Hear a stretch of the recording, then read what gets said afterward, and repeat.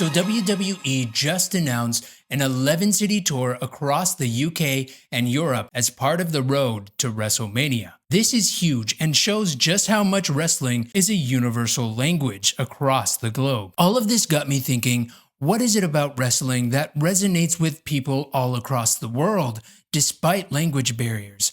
That's what we're going to be talking about in today's Coffee Chat.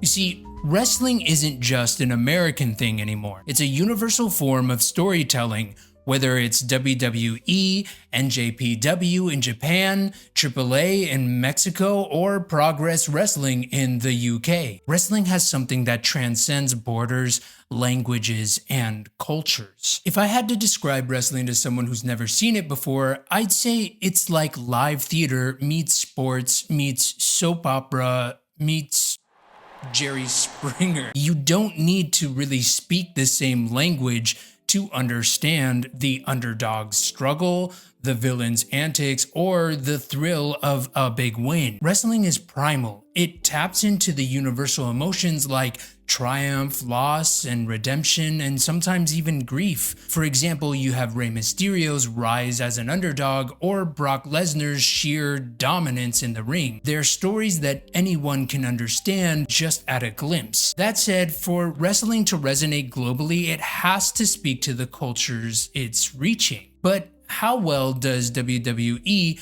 actually do this? Are they creating genuine stories or just marketing gimmicks? WWE is in a tricky spot here. They need to appeal to their US audience while appealing to a global fan base. It's a balancing act. For example, events like Crown Jewel in Saudi Arabia bring in massive revenue, but do they really connect with all fans?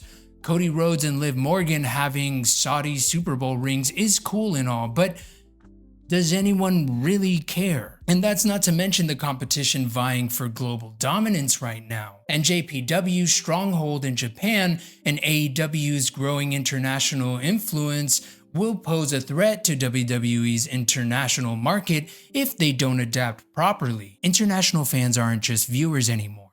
They shape the product. UK and Europe crowds bring a whole different energy to shows.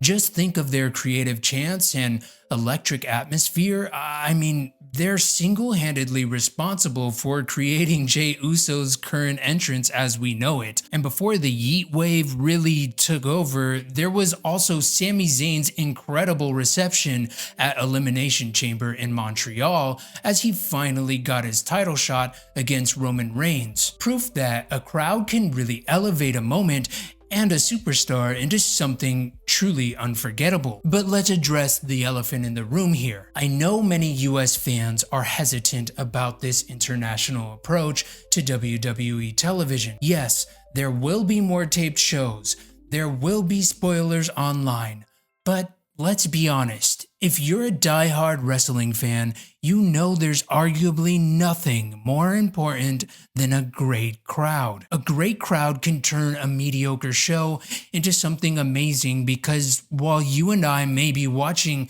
at home, the WWE product is first and foremost a live event. I mean, that's what makes it so special after all, right?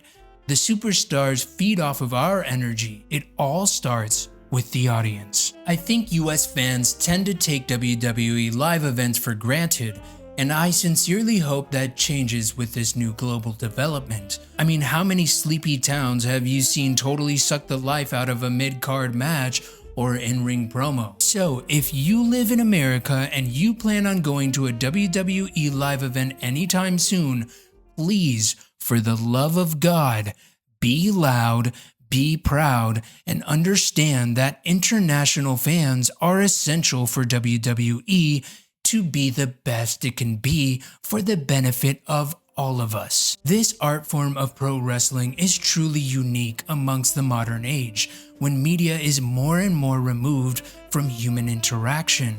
And while it may be a less than smooth transition for WWE to go so global next year, the long-term benefit is that we all get a more human product. So why does wrestling resonate worldwide?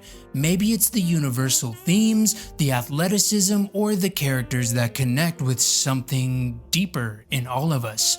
Or maybe it's all just about the fans who keep the magic alive no matter where they're from. But what do you think, my friend? Is WWE doing enough to connect with fans globally? What's your favorite international wrestling moment or international superstar? Let's keep the conversation going in the comments section below. Don't forget to like, subscribe, and share this video with your fellow wrestling enthusiasts. I'll see you next week for another coffee chat right here at Kayfabe Cafe. Oh, and don't forget to bring your wrestling hot takes with you. See you next time. That's good stuff.